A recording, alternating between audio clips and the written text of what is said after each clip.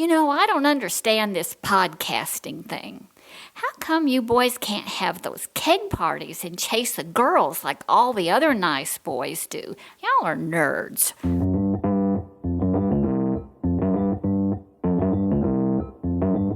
Live from Joe's mom's basement, it's the Stacking Benjamin Show.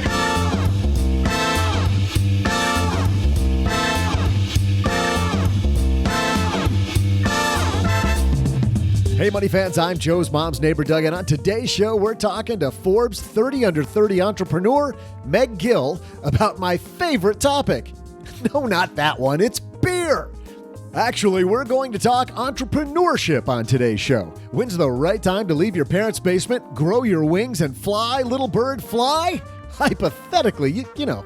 Also, in our headline segment, we're talking hidden treasure. Think you have it in you to go find the gold? Probably not after you hear the rest of this story.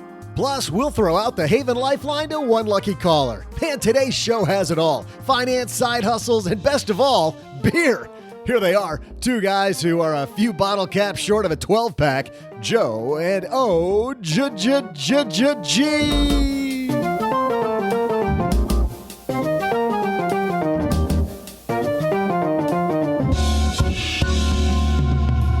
I don't like what he's insinuating there. Sometimes it feels like I'm a few bottle caps over a 12-pack.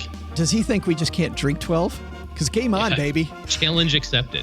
Hey, everybody. I am Joe Saul-Sehy, Average Joe Money on Twitter, and across the card table from me to kick off your week again on the Stacking Benjamin Show, it's the other guy, or as we call him, OG.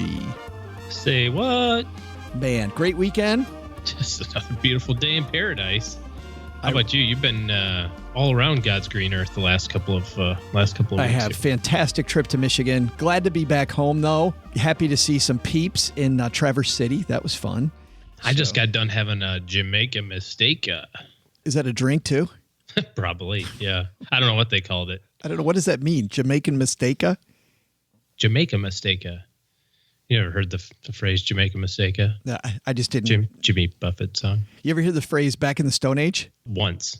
Back in the Stone Age, I did. Because back in the Stone Age before M1 Finance, investing your money, OG, on your own, it was intimidating, time-consuming, and expensive. You had to do all this calculating and input every trade you want to make, and then you were hit with this commission every time you clicked a button. It was like a stone chisel. Let's have an old guy moment. What were the commissions on brokerage trades when you first started as an advisor? Oh, geez, I don't even remember. Probably all of $50, if not more, 75 maybe. We were considered low when I started. Oh gosh, yeah. I mean that. I know some places are low, but higher. Well, no, I was going to say mine were $250. $250. Okay, yeah, maybe they were $250. I don't even remember. Yeah, but, yeah. When I first started, it was $250, and some people, some of the old guys out there, talk about $700. For commissions. Yeah. But anyway, you had to calculate all this stuff, and you got hit every time you clicked a button. Forget about buying that one stock you wanted with a high share price, right? Thankfully, M1 Finance has completely changed the investing game because you can now build and own a diversified investment portfolio made up of the stocks and ETFs that you pick. You basically tell M1 what you want to own, and then M1 automates the plan. It's incredibly easy and intuitive to build your portfolio and customize it to your liking. And the cool thing, OG? You don't even have to customize it. You can just tell them to customize it for you if you're, lazy or just you're quasi do-it-yourselfer. Or you're a do-it-yourselfer, but you want some help. Need to get started. Then it's as easy to manage as a savings account. You simply deposit or withdraw money. M1 uses intelligent automation and fractional shares to invest every penny in the most efficient way. It's the comprehensive investing platform. And people are asking, what does it cost? Well, I'll tell you what it costs. First 1,000 of the platform's free. They charge only 0.25% for balances up to 100,000 and then 0.15 if you're over 100,000. Do yourself a favor. Check it out at stackingbenjamins.com/M, the number one finance. That's stackingbenjamins.com/M, number one finance.com, or download their slick mobile app on iOS or Android, M1 Finance. Be invested. Let's get invested in this here show because we have Meg Gill coming down to the basement. Phenomenal entrepreneur and beer. How about that? Yumbo. We're going to talk to her about her new Viceland show, where she goes across the country talking to entrepreneurs who are trying to get their start in the beer business. Going to talk to her also, I think, about her education, being a young entrepreneur and getting right into that business out of college. Like, how did your degree help you? What about people out there that, because she's talking to these entrepreneurs that are brewing beer literally in their basement. And what if they want to make the big step like she did to do it full time? So if you've ever thought about being an entrepreneur, Meg Gill's going to talk to that. But first, we got some awesome headlines, so let's move. Hello, darlings. And now it's time for your favorite part of the show, our Stacking Benjamin's headlines. First headline comes to us from Investment News. This is a continuing story here on the Stacking Benjamin Show. Greg, about Johnny Depp? No, not that continue. That's another continuing story, isn't it? Did you see what I tweeted about that? Did you see that a couple weeks ago? Yeah. How about that? About how he's like, it would be really ridiculous to have to fly with all the peasants on commercial airplanes. Wouldn't that be horrible if you had to do that? I know the pain, Johnny. To have to feel your pain, brother. Fly with people like me? Right. No, this is the other continuing story. Greg Iacurci wrote this. Voya's win in 401k fee suit involving financial engines bodes well for other record keepers. Fidelity, Aon Hewitt, and Xerox HR Solutions are currently defending against other similar fiduciary breach claims. So we've talked a lot about people suing their 401ks, OG. Class action suits. In this one, the dismissal of a lawsuit against Voya Financial for its relationship with 401k robo-advisor Financial Engines could be a harbinger of success for other major retirement plan record keepers locked in similar legal battles. Judge Lorna Schofield dismissed claims of fiduciary breach under the Employee Retirement Income Security Act of 1974 because the plaintiff failed to prove Voya served as a fiduciary with respect to its fees. Listen to this. This is an interesting take on this. Yeah. This really is. So Lisa Patrico is the participant in the Nestle 401k savings plan who alleged Voya charged excessive fees. She's the person that brought the suit. She claimed Voya kept a, quote, substantial portion of the fee for the advice service, even though Financial Engines is the subcontractor, is the entity that provided that. We saw this about Ford too, right? Where there's one company who supposedly is doing the job, and then they're splitting fees with the record keeper, which just seemed a little sketchy when we heard about it with the Ford piece. Obviously, we're working from Investment News. We don't know everything about this case. Sure, yeah. So a 2-page article here. John Utz, an employee benefits and executive compensation attorney at Utz and Laton, said this. The court has said that an entity can be a fiduciary for some purposes and not others.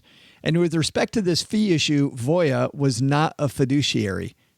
That's a mess. When I read that, at first I'm like, oh, okay.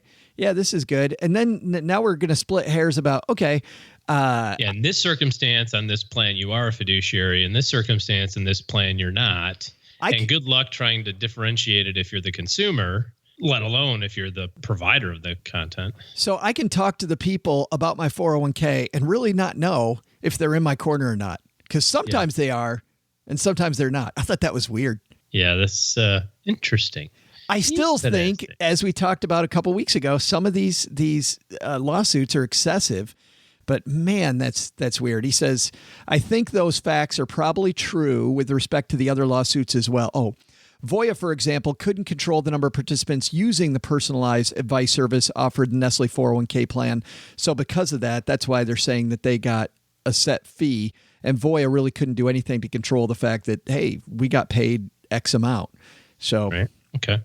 Interesting. But doesn't it seem like you'd make a different deal where it was based on people, the number of people that used the Financial Engine service? I guess it depends on which side of the table you're sitting on. Yeah. Within the past month, Putnam Investments and Wells Fargo and Company also defeated fiduciary breach claims for using several proprietary investment funds in their 401k plans. Fidelity also beat back a claim regarding its management of a stable value fund. You sued somebody about the stable value fund? I'm sorry. I want 1.4 instead of 1.2. That's crazy. That is. If you didn't have your money in the stable value fund, then you wouldn't have to sue them. Ms. Schofield filed the dismissal June 20th, so this is about a month ago, gave plaintiffs 21 days to file an amended complaint. If plaintiffs decline, the case will be closed. Bump, bump. We need a gavel right there on that one. Dunk, dunk. Yeah. And on ABC News, the second headline today, this is a scary one. So you can find ways to make money, or you can just become a treasure hunter. You ever think about becoming a treasure hunter? No. No, I haven't. That was your college days going to the bar? You called that going treasure hunting? Let's go treasure hunting. That's interesting. I haven't heard that phrase, but I like it. I might use that this weekend. Yeah. Mrs. OG loves it. Can we play treasure hunter? That'll be great. She's going to say, no, never mind. I'm not going to. Yeah. She's not going to say nothing. No. Police want a New Mexico treasure hunt to end after 2 deaths. This is by... I do know about this one. This one actually is kind of interesting. Courtney Conley. New Mexico police are asking a millionaire antiques dealer to end the hunt for his hidden treasure filled with gold and jewels after 2 adventure seekers have died searching for it. People think that it's along the Rio Grande in northern Mexico where he People think it's all over the gosh darn place. I read an article in, I don't know, Adventure Magazine or someplace, right, where this other writer and his friend had figured out, they thought anyway, that they figured out where it was, but they thought it was in Colorado somewhere. Apparently this guy, you're going to talk about this in a second here, but apparently he left a lot of clues. He wrote like a big long poem. In his 2010 memoir, The Thrill of the Chase, New Mexico millionaire Forrest Fenn wrote a poem he said has clues leading to the hidden treasure. In 2015, he told ABC News affiliate KOAT that he estimated 30,000 people looked for the treasure in the summer of 2014, and he expected that 50,000 looked for it in 2015.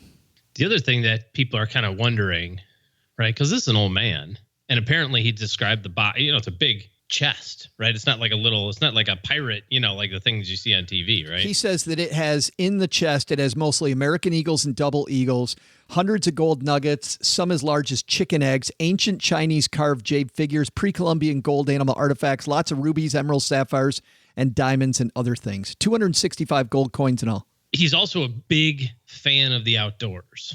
So it's leading people to speculate that this treasure is really just a metaphor for being outside is your reward. And now people are getting a little frustrated that nobody's found it yet. The quote directly from Fenn says this: I wanted the monetary value to be a consideration for those who are looking for it, but mostly my motive was to get kids off the couch and away from their texting machines and out in the mountains. Out in them texting machines, we got to get you out in the mountains. The guy who died, 52-year-old Paris Wallace, traveled to the area around Espanola, New Mexico last week, reported missing by his wife last Wednesday. She's a treasure hunter also, OG. Now, your husband just died looking for the treasure. She said that she and her son are going to continue looking for the treasure. Double down now. Yeah, you got to. I don't understand. I guess I do understand. I mean, if you're going to have some fun, you're going to play around looking for some treasure. But there's people that are betting their entire life on finding this treasure, like you said, that might or might not exist. Like the DB's Millions? Yeah, the guy that jumped out of the plane heist, or whatever. They jumped out of the plane over the Cascades or whatever. Fenn wrote, "Please don't overextend yourself. I was 80 or about when I hid the treasure, and it was not a difficult task. I'll soon be 87, and I could go back and get it if I were so inclined, I think." I love the "I think" at the end of that. Yeah. So people use a lot of these clues, right? Like he had to have driven it. He can't, he's not going to drag this thing 600 miles through the woods and, bury it. And apparently it's not buried. Apparently it's just there. But you also got to figure if it's been, if it's been 6 or 7 years, overgrown by now. So lessons, number one, if you're going to hunt for the treasure, stay safe and probably don't. You need one of those papyrus maps. They have like the dashed lines and a big X on it. He should have had that. Right. Yeah. And then the other one is thinking about suing your 401k. Looks like the tables have turned. Tables starting to turn a little bit there.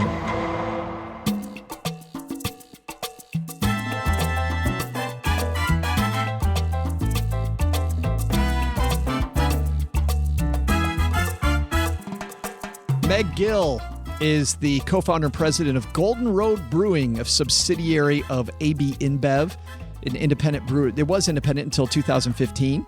She has been listed at 28 years old in the Forbes 30 under 30 list. That was back in 2014. Also in 2014, Wine Enthusiast Top 40 under 40 Tastemakers. and Golden Road Brewery and Gill were both honored as California Small Business of the Year for Los Angeles County in 2014 and honored as 2015 Blue Ribbon Small Business Award winner by the U.S. Chamber of Commerce, nominated for Small Business of the Year. She went to Yale University, and we'll talk to her about her time at Yale. She swam for Yale and also participated at the Olympic trials in swimming. And we're going to talk to her a little bit about how being probably before she drank a whole bunch of beers. We're going to talk to her about how her time in college informed her career, about her experience swimming, and let's also talk to her about being an entrepreneur and her new series on Viceland, where she goes around the country talking to other people hoping to make the switch into entrepreneurship. Meg Gill on My Dad's Shortwave.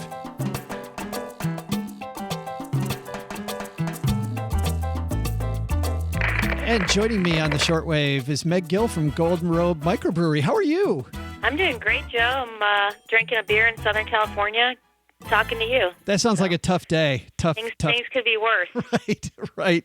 Well, how did you get started? Because beer sounds like an interesting place to begin. Did it start with a love of beer, or did you see an opportunity in that market that wasn't being met? Yeah, a little bit of both. I didn't go down the path to necessarily make a bunch of money. I went down the path because it was a product and a philosophy that I fell in love with when I was in Colorado.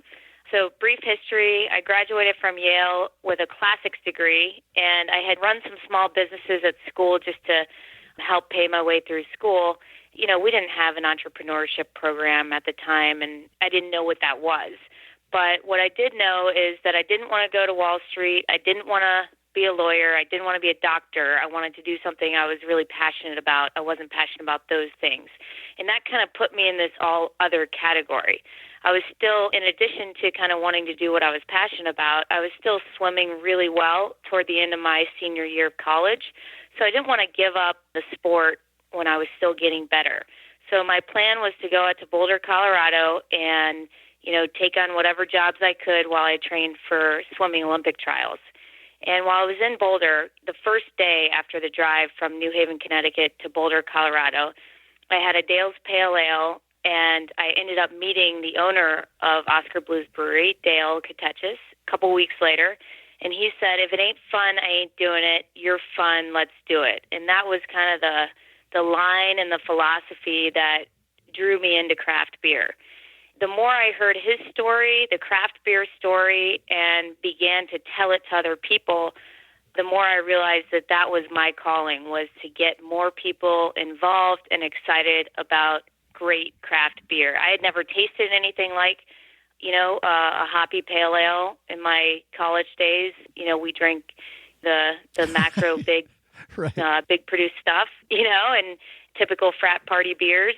And so once I discovered those flavors and the stories behind how the beer's made, who's making the beer, I just became infatuated with learning the whole industry. And really what has driven me is a passion for learning above all else. And the more I learn about beer, the more I wanted to know. And so that's what drew me into the business. And I saw that there was this huge opportunity where every time I talked to people about beer when I was out and about craft beer, people wanted to learn more and know more just like me. And so I thought, if this is less than, 3% of the U.S. beer market, this is 10 years ago, there's more than that we can take. There's 97% out there of mass-produced beer and imports. So, I really started with a goal to help expand the craft beer market share, which is a pretty lofty goal as a 22-year-old. But I never meant to get pigeonholed into one brand or one alleyway. And so I think that's, while I have founded Golden Road and am very passionate about Golden Road, and most of my efforts go into Golden Road, I am a bit more diverse than that in, my activities within the beer industry. I'm still with that thought that growing craft beer market share is a pretty cool kind of mission and career to make. Well, and you've given me a lot there to talk about that people can learn from. But I want to start off with one of the first things that you said, which was that your degree is in classics. And I wonder, because a lot of the time, as you know, there's this big student loan crisis going on. People are talking about the return on investment when it comes to a college education. Do you think that having a degree in the classics, did that help you? Did that hurt you? Do you think it makes you more well-rounded? Should you have gone into something more like engineering or business instead? Well, I will speak to like more generally a liberal arts degree, and what Yale says is they don't teach you how to what to think, but how to think. I developed amazing critical thinking and desire to learn and passion to learn skills from Yale, as well as my writing ability really improved from my time there. That kind of dream big mentality that Yale offers is another great attribute. But the biggest thing I think that Yale did for me is when I got that kind of debt feel after college on like, you're on your own, your parents aren't going to help you. I didn't want my parents to help me, even if they could. And you've got this debt to pay off. You have to go to work. To me, that was one of the greatest lessons of all time was like, okay, yeah, you want to swim. You want to make a profession out of athletics, but, this debt isn't going away. And so I think, debt early on, and then when I had debt to my previous shareholders with Golden Road, that's really been a critical part to having that kind of accountability and responsibility every day when you wake up and every day when you go to sleep. And, I worry sometimes about kids that don't have that, and that, what are you getting out of bed for if you have everything given to you? And so I think that that was a big learning curve for me in my early 20s, and then into my mid and late 20s when I had investors that I needed to pay back. And then the second thing, obviously, with swimming being such a big part of your life, Meg, how did that make you a better entrepreneur? Yeah, I think that swimming was such a crazy hard discipline that I had done since age 4. So I didn't realize the excruciating pain that you put your body and your mind through every day for 5 or 6 hours. I didn't know what life was without that. And once I had that flexibility after college that I could go and work, and it was nowhere near as hard as the hours I would put in the pool, I really enjoyed what I was doing, especially something as social as, brewing, selling, and marketing beer. You're around people all day. You're around excited, thirsty customers. I wasn't selling toilet paper. I was out selling a great product and being able to talk to other people about it instead of having your face in the water looking down at the black line of a swimming pool all day. It was a breath of fresh air for me, and that's not to say that I didn't enjoy getting back in the water.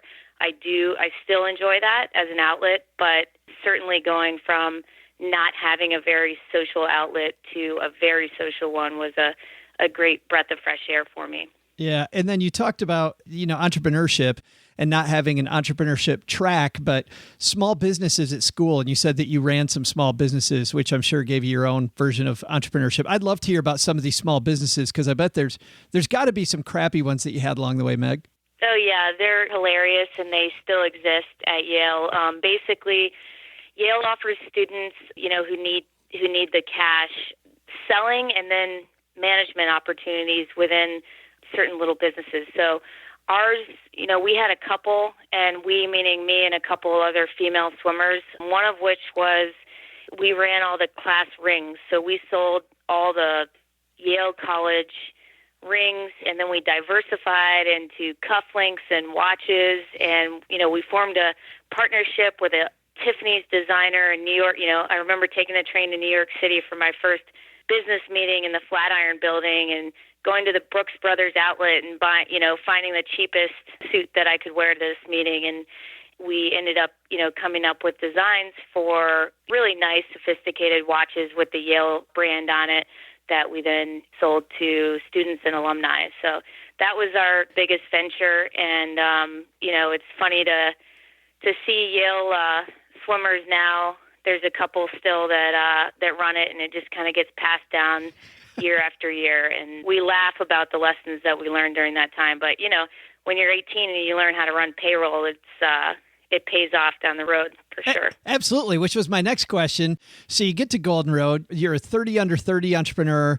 You're, I think, the youngest person to ever run a microbrewery. I've got that stat. I don't know if that's true or not, but you got to be you had to have been on the lower end. Lessons that you wish you had that you didn't get before you're running this microbrewery. Yeah, I think the biggest mistake that Golden Road made early on was, and this is the first year, quickly after the first year, we brought in a CFO and we cleaned all this stuff up. But we went out to build the most high quality infrastructure brewery that we possibly could to service the LA market. And at the end of the first year, we raised what ended up being about $12 million. And at the end of the first year, our main investor goes, "So, do you put any money aside for marketing?" We were like, "No, we spent it all on tanks and brewing equipment and a lab, And so that made things more difficult, but in the end paid off. I mean, we had no money for marketing or sales support.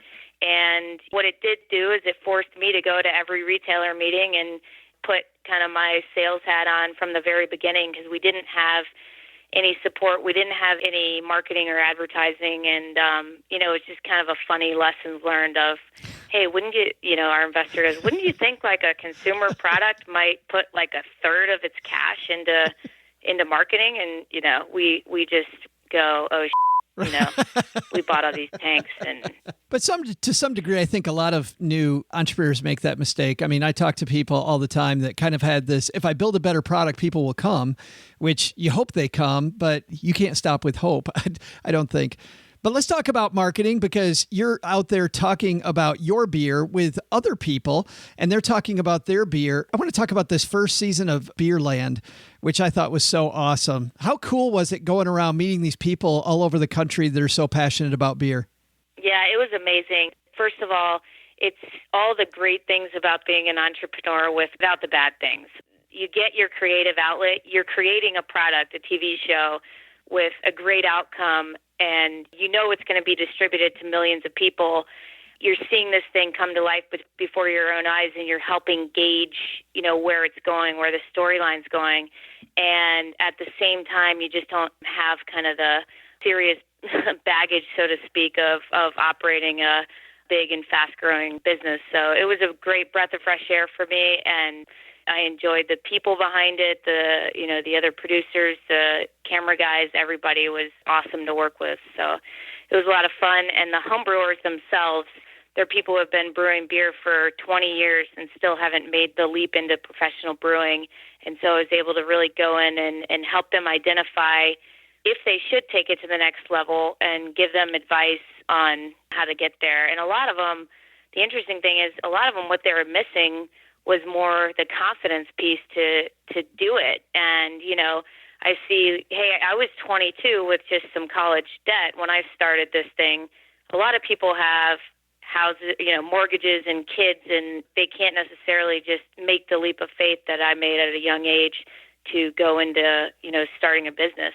So, it was refreshing to be able to give these guys the confidence and advice, because a lot of them were a lot further along than I was, when I started into beer and have been doing it for so long. Well, that I guess is my next question.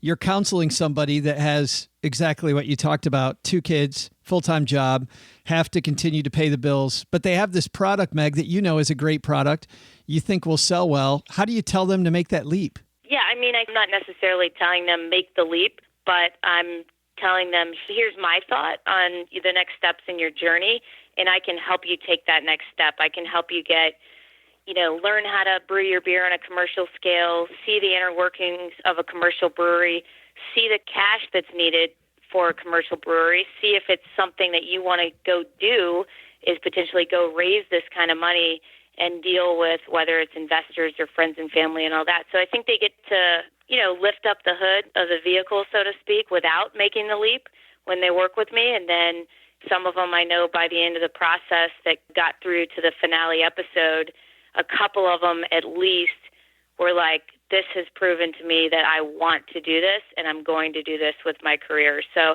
it wasn't necessarily like, hey, drop everything you do right now and start a brewery. That was not my advice, but my advice was, look, on the product side, you have what it takes, and now let me show you part of the business inner workings and, what we've done to grow, our business, and see if that's something you want to embark on, after you get done with this process. The show is Beerland. It appears on Viceland. You can actually even go to Viceland.com and catch up with season 1 there. And then what's going on at Golden Road right now, Meg? What are you guys working on next? Because I'm sure you always have something in the hopper. Yeah, we do. We've got some expansion projects we're working on in Anaheim. We're building a pretty large restaurant, Golden Road Experience. But we've also just got some great beers that are totally out of stock that we're trying to catch back up on supply on. We've got a new mango beer that just went crazy through the roof for us, and then our Wolf Pup Session IPA. So, this mango beer is the first in the fruit cart series. There's all these fruit carts that kind of roll around LA and around the brewery. So we're taking some of these fruits and putting them in this lower alcohol wheat beer base that's just super refreshing that, we're working hard to get back into stock and to more people, but it's done great for us, as well as our Session IPA. So we've really caught a stride on big, flavorful beers at a little bit more sessionable ABVs. It's kind of in line with the soul of our brewery and the lifestyles that we lead with, the sun shining and being able to have a couple beers during the day and go about your day. What a great job, Meg. And those are good problems to have, Meg. Thanks for hanging out with us for a few minutes. Yeah, thank you, Joe. It was a pleasure. Hey, trivia fans, I'm Joe's mom's neighbor, Doug, and welcome to your favorite part of the show, my trivia. What else would it be? Well, with Meg talking about beer, they can make a guy thirsty, but apparently I have to wait until I'm off work because of what, quote, happened last time. Whatever. But enough about me. Let's start talking about someone we should all hold near and dear to our hearts, the first American to brew lager. Here's the question. What was his name? I'll have your answer right after I go sneak this glass of sparkling apple juice.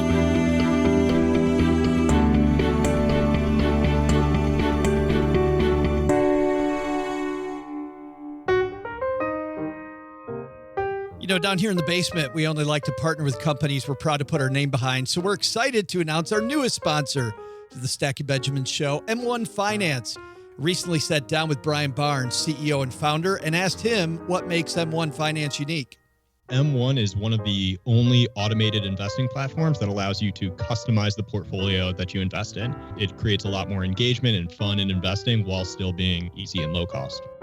Anybody who's tried online investing tools or used to compromises, do you pick a traditional self-directed brokerage that hits you with commissions at every trade, or an automated machine makes you hand over the reins? Don't compromise. Scratch out commissions at every turn, take back control of your own portfolio, and take advantage of the uniqueness that's M1 Finance. Takes minutes to sign up. Start by heading over to stackingbenjamins.com/M1 Finance. M1 Finance, be invested. Disclaimer, by the way, both Cheryl, my spouse, and I use M1 Finance. It works for us, but you need to do your own homework.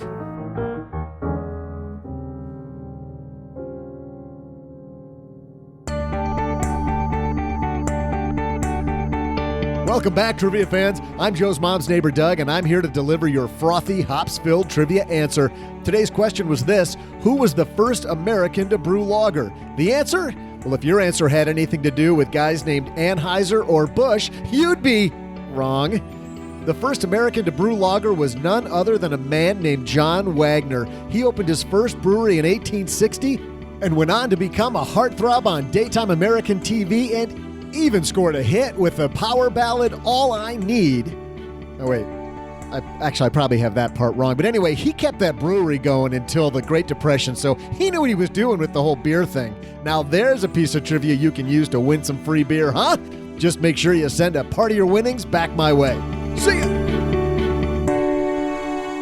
Big thanks again to Meg Gill for spending some time with us. I like OG how she kind of punted a little bit when I asked her about when she pushes people to, She doesn't push people to cross that bridge over to being a full-time entrepreneur, to go for it. But there's got to be stuff when somebody comes up to you and says, hey, what should I do before I go launch this new career? What are some of the considerations? Well, sure. I mean, obviously, the easy ones to think about are money considerations, but a lot of times it transcends that. It's about the freedom and the choice that you have to kind of write your own story, choose your own ending, I guess. The easy stuff to figure out is the money stuff. That's the simple thing. The harder part is to talk about whether or not that's something that you can do. It's the E-Myth book, right? Are you just really good at making pies, or do you want to own the bakery? Because there's a difference between the two. Gosh, there is. Yeah. Yeah. Brewing beer and being, well, she said that about her marketing plan too, right? That her first year, she thought if we have better tanks, people buy more beer. Oh, and we spent all our marketing money on tanks. Oops. Yeah. Hey, let's throw out the Haven Lifeline and tackle some of life's, or rather life insurance's most important questions. Our friends at Haven Life Insurance Agency are disrupting the life insurance industry by focusing on the two things, OG, you value most. What are those two things?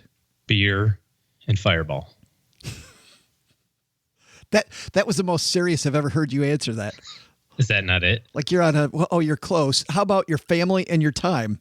I'm sure beer and Fireball are 3 and 4. That's why they've third and fourth. Created the only affordable term life insurance policy backed by Mass Mutual that you can purchase entirely online without a medical exam. Head to StackyBenjamins.com/Haven Life now to learn about life insurance the modern way. That's StackyBenjamins.com/Haven Life.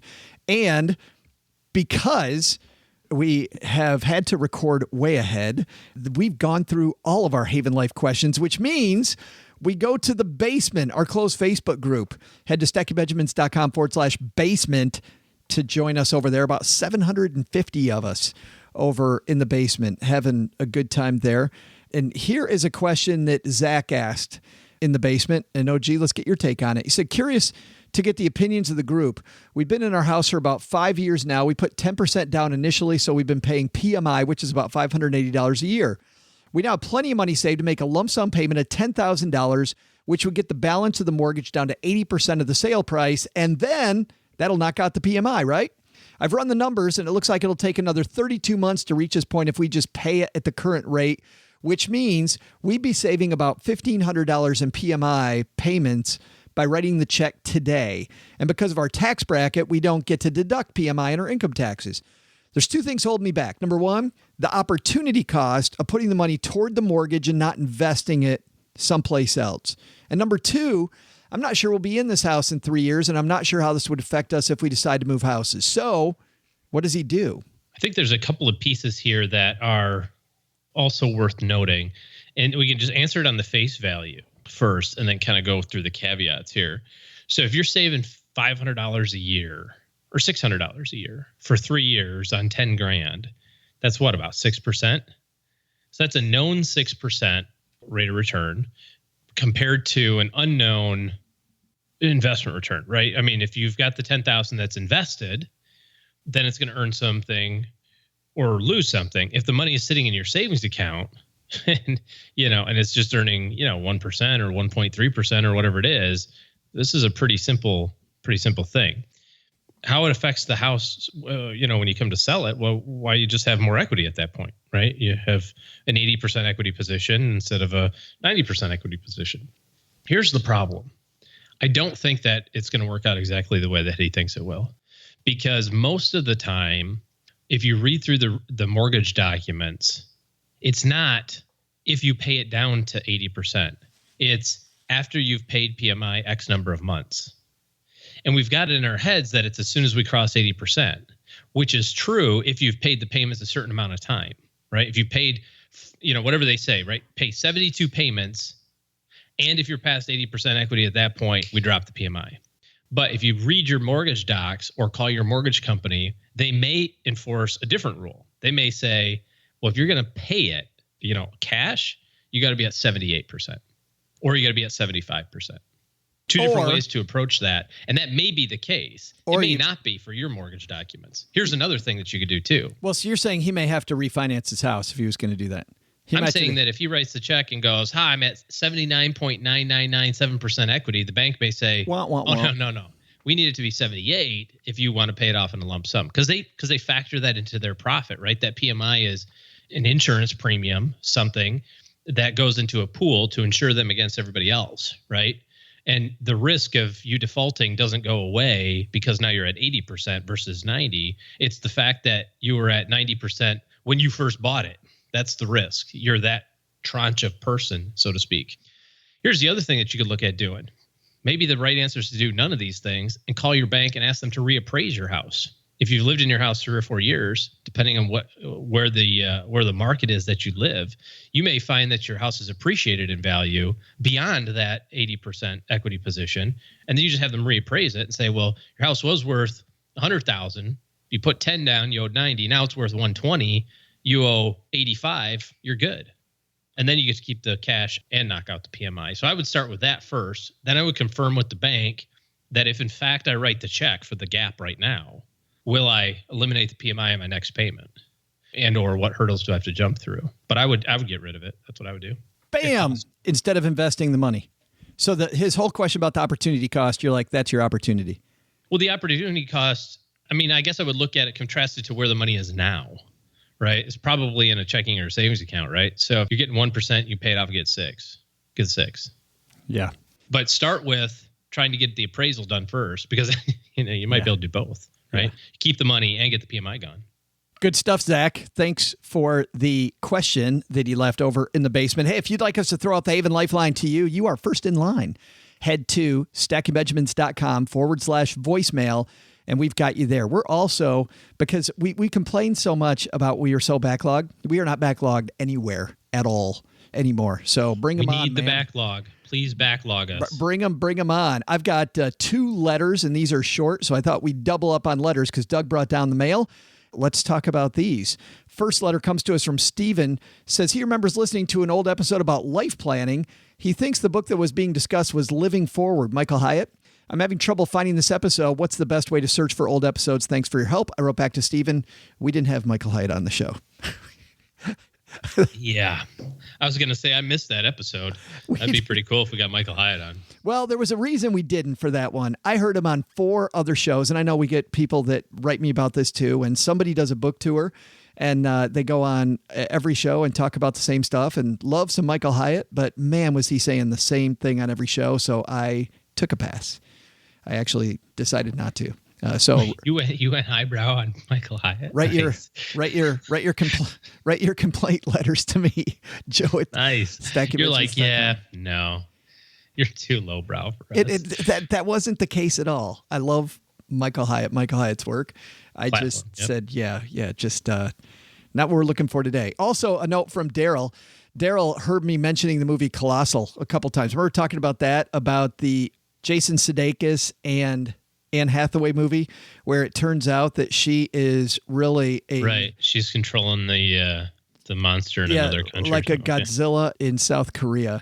He said, since I've heard you mention Colossal twice now, thought I'd check it out. What a bizarre movie. That was my review, Daryl. My review was it was weird as heck. He said, I tried to explain it to my wife this morning, but I really didn't even know where to begin. I had the same problem. No idea where to begin. He said, I enjoyed it. There aren't many movies out there anymore that aren't just completely predictable. Colossal was not predictable at all. I totally agree with that. He says, it seems every type of movie and plot line's been done to death. Colossal was kind of a breath of fresh air in that respect. Totally agree. It was a breath of fresh air. I just didn't like where it went the second half of the movie.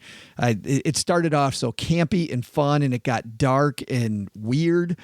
And you're right. You didn't expect it to go there, but man, I'll tell you, I'm with Daryl when it comes to all these Marvel movies, man. I just feel like Guardians of the Galaxy 2, I felt like I'd seen the movie before. You know what I mean? All of them we've seen before. They're the same beginning, middle, and end. So it just, it's a formula that they just keep bringing out, and which is why I like Deadpool. So it's why I like Guardians of the Galaxy 1 so much. Was because it was this breath of fresh air. It was a little different, a little campy, a little fun. I've used the word campy now a couple times. But good stuff, Daryl. I don't know if I can recommend, though. So that's the 3rd time we've talked about Colossal on this show. It doesn't mean I'm recommending that movie. I'm with Daryl trying to explain it to his spouse. Like, what? Okay, where do you start with that one? He said also our roundtable guests when we had on Jamila and Fritz on the show, that he thought that was fantastic, said although he missed Paula and Greg. And he said we had a discussion on their OG about people giving up their personal phone because they had a phone through work and just going with the work phone. He wanted to chime in on that and said he too gave up his personal phone for a work phone. He said he doesn't care about the privacy. He's not doing anything wrong. I don't know what the limitations are, so I just use data for personal use very sparingly. Seems like a lot of our audience, by the way. I had several people that hit me on Twitter and on Facebook saying the same thing, that they just use their work phone and don't use a ton of data and feel like they're all right not having their own phone. I take the opposite approach because I'm paying for unlimited data. Use as much as possible. When I get down to the end of the month and I'm at like 6 gigs used I turn off Wi-Fi on my phone and I stream a 4K movie just to make sure you get all of it. And Spotify on all my devices at the same time overnight. It's like I just run it till it's dead. Yeah, you don't even listen. No, I do it at night. Like I put it in the other room. Just run it. And then AT&T calls and they're like, "Sir, you've used 20 of your 22 gigs." I'm like, "So I'm still under. So I've got 2 gigs left to go. It's unlimited data, baby. I'm going to do my best. Today's the 30th." I got like Waze and Google Maps and Apple Maps, everything. I'm just driving around my neighborhood in a circle. I've got streaming 4K movies on all my devices. I'm on a mission. Burning data. On a mission to make sure that AT&T bigger pie nothing. I'm all about this is mine. I'm gonna take it. OG has shorted AT&T stock, and he's trying to make sure that the profit is as small as possible. Not true, everybody. Could you see them on their quarterly statement? We were going to make it, but at the last hour, we had a gentleman in the Texarkana neighborhood near Joe's mom's basement, who used up a ton of data, and there went the profit for the quarter. But we're hoping that we could take a hitman out, maybe get rid of that guy. We'll make some money. Oh, man. Well, thanks, everybody, for listening. Thanks to everybody who's left us a review of the show. If you would be so kind to take a second wherever you listen to the show, if it's on iTunes or if it's Stitcher, wherever it might be, to leave us a review so people know what they're getting into. That helps us amazingly. And also, what else do I have to mention here then? Oh, if you need help in your corner and you don't know where to turn, guess what? OG's taking on clients. So if you need a professional in your corner, here's how you get there. stackingbenjamins.com/letter O and letter G, and that's it. And that'll take you right to his calendar, and you can find out what it'll take to get OG in your corner working on your financial plan. All right, guys, we'll see you back here on Wednesday, because I said we don't have a backlog. We don't. We're going to clean out the letters. It's all you. You're the star on Wednesday show with one of our most downloaded shows ever is always our letter show. So make sure you tune back in here Wednesday for the potpourri. All right, Doug, you got it from here. Well, thanks, Joe. I'd be happy to take over and clean up all the mistakes you and OG made and tell these folks what they really should have learned. First, let's take some advice from Meg Gill. Don't be afraid to chase your dreams, and like Meg, start early. You're going to make mistakes, so get that experience rolling as soon as you can. Second, looking for lost treasure? Don't risk your life. Maybe you'd be better off starting your own side gig to create a fortune. But the big lesson? Never leave your beer unattended. No, really, your, quote, friends in their mom's basement will probably think it would be the best joke ever to mix a bottle of hot sauce in with your beer. Some guys need to get a better hobby. Special thanks to Meg Gill. You can find more about her company, Golden Road Brewing, at goldenroad.la, just like the city. Of course, you can always find all of our links through our show notes at stackingbenjamins.com. This show was created by Joe Saul-Sehy, produced by Richie Rutter-Reese, and engineered by the amazing Steve Stewart. Kathleen Selmans handles design, newsletter, and classroom opportunities. If you'd like to learn more, head to stackingbenjamins.com/classes. Online, visit us on Twitter at @SBenjaminsCast or on our Facebook page. Shannon Cowan is our community manager and social media guru. I'm Joe's mom's neighbor, Doug, and I'm going to go buy you drinks until you find me attractive. SB Podcasts may receive payment on the show from sponsors and guests in the form of books, giveaway items, discounts, or other remuneration. There's no way you would take advice from these dorks, but like Joe's mom always says, don't take advice from people you don't know. This show is for entertainment purposes only, and before making any financial moves, consult with a real financial advisor. Special thanks to Joe's mom for these raisin oatmeal cookies. They pair really well with Schlitz.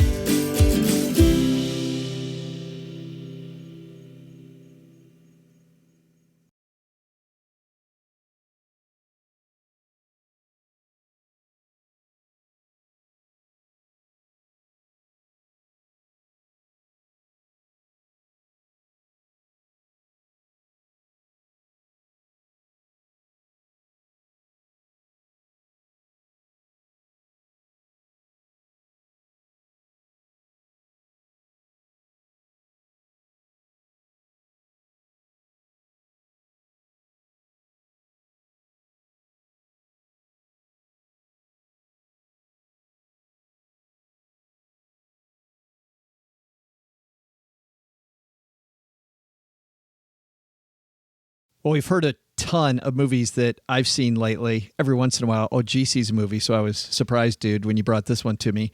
Yeah, on an airplane, traveling from here to there. The only place you ever watch movies. This is a documentary about a little-known guy. I think his name's, Warren Buffett? Is it Warren Buffett? Yes. Yeah. Probably.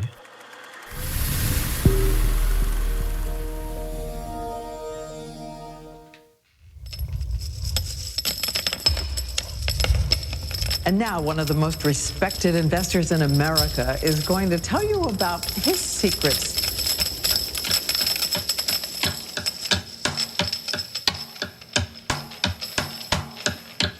Warren Buffett.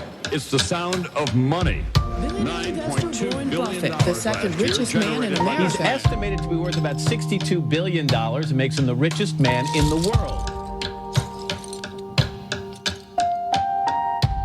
You know, Buffett is not exactly what you might expect. Even though he's in the money business, he doesn't even own a calculator or a computer. He takes the long view, and it's made him billions, many billions. Maybe you can beat the house, but I don't think you can beat Warren Buffett. Maybe you can beat the house, but I don't think you can beat Warren Buffett. Yeah. Pretty decent documentary, about an hour and 45 minutes or so. Kind of follows him around, talks about his upbringing, talks about how he learned about money in the first place, and really his biggest secret to everything is just to let compounding work. You know, just the whole idea of compounding money is the greatest thing in the world. I did not know this, and maybe you did. I just don't know Warren Buffett at all, other than, you know, anecdotally. But apparently he had some pretty healthy marital problems. His wife basically left him in the late 70s, but they never got divorced. And she says in the film here that he was incapable of taking care of himself. Like, he's just like one of those savants that needs everything like set out for him because he can't operate, I guess. So she said, I'm out of here, but I'm not divorcing you. But I got my friend to come stay with you to, like, you know, take care of you, basically.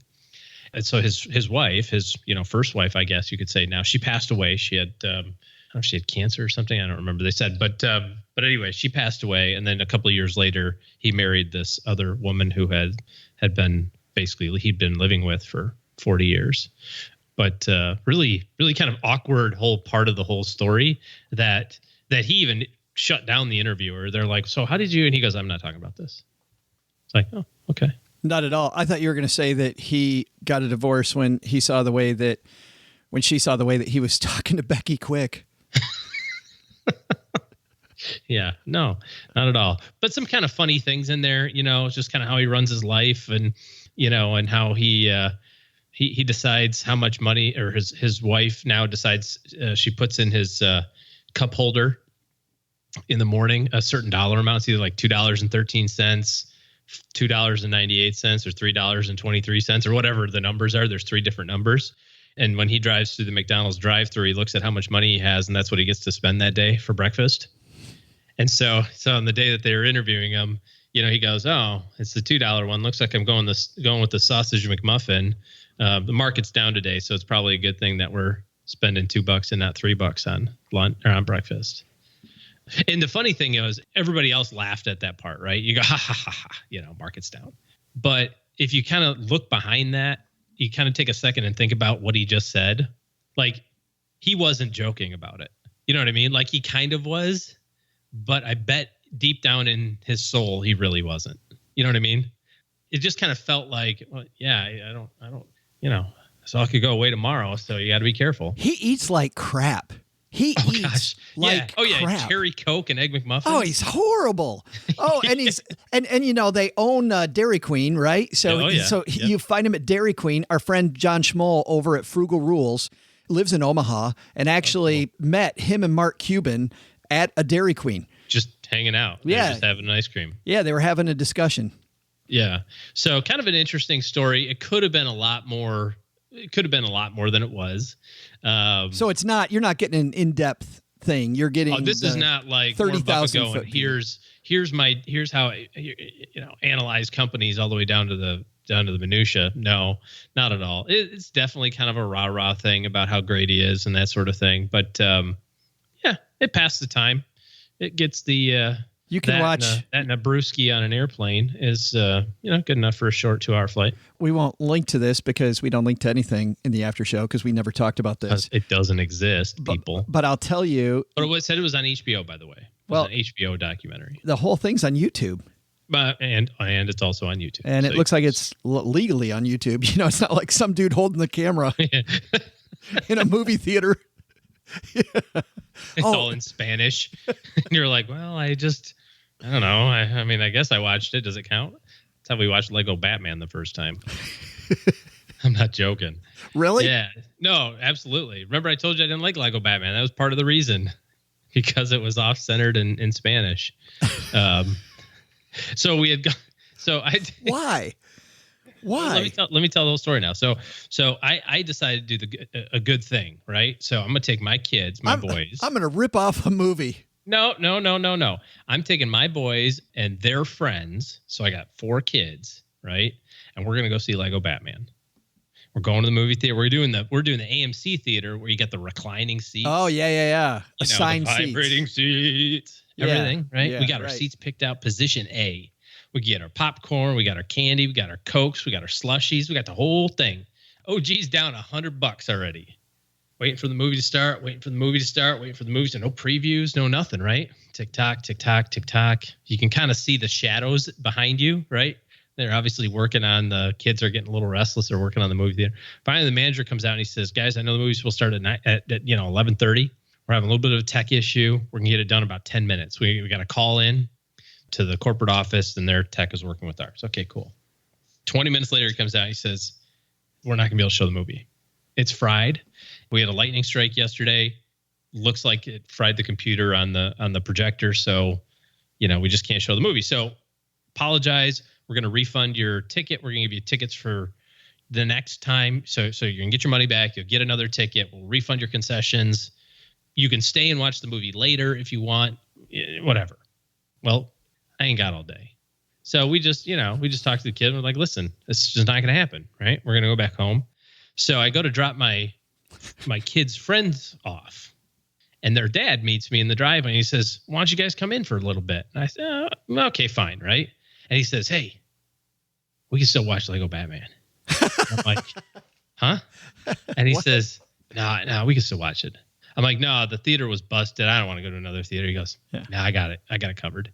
Wink, wink, nod, nod. Wink, wink, nudge, nudge. So then he does something to his TV, right? I don't know. He plugs something in. He's got some contraption. I'm trying not to pay any attention so I can't be deposed. And all of a sudden it comes up. Ta-da! Here's the movie, right? And the kids are like, all right, he's awesome. He's way better than you. You took us to that stupid broken theater. And here we get to do it at home. And no joke, it was like the camera was like this, like way off to the side with subtitles in English and all in Spanish. Oh, that's... And I'm like... Some dude's holding a phone up to the thing. Yeah. So that's how and the kids liked it. They thought it was funny. I'm like, do you guys speak Spanish? Like, no. What was funny about it? Oh, the funny thing. And you couldn't read all the words because they were off on an angle. They weren't like dead center. Yeah. So it was off on an angle. So you'd see like 2/3 of the... That's so bad. Oh, it's terrible. So that is so bad. I do not condone pirating movies. No. And sadly, the way that story ends is OG had to turn that guy in. I did. And I got $100,000 finder's fee. What do they call that? What was that guy's name that I turned in? Mr. That guy in New Zealand. And now OG's kids. Now OG's kids don't have a dad living at home. OG's friends. OG's kids' friends don't have a dad living at home anymore. But it's not your problem. You weren't pirating movies. And hear no evil, see no evil. Yeah.